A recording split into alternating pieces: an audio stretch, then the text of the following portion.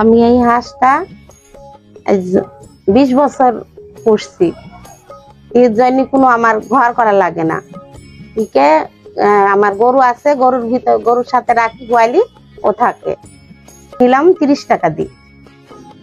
যখন যখন ডিম 1 বছর পর ডিম পেড়িল, ডিম পাড়ার সময় আমার এসে শাড়ি ধরে টান দিত।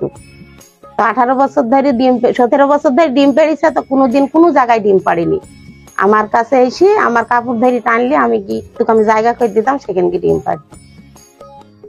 এখন হাঁসটার একটা চোখ কানা হয়ে গেছে, আর 3 বছর ডিম পাড়িনি।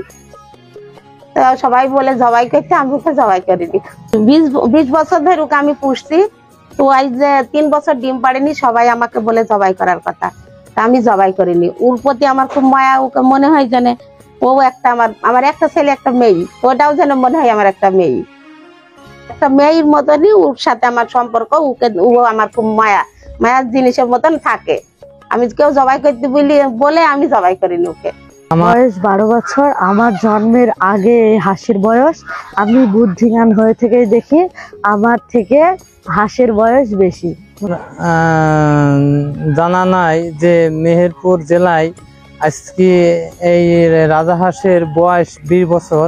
তো আমি কখনো কোথাও দেখিনি এবং শুনিও নি যে আজকে একটা রাজাহাঁস 20 বছর বয়স, এরকম কখনো কারোর মুখে শুনিনি। তো আমার ভাবি আজকে হাঁসটা রেখেছে যে আল্লাহ পাক কতদিন হায়াত রেখেছে, এই জন্যই হাঁসটাকে এইভাবে রেখে দেওয়া হয়েছে।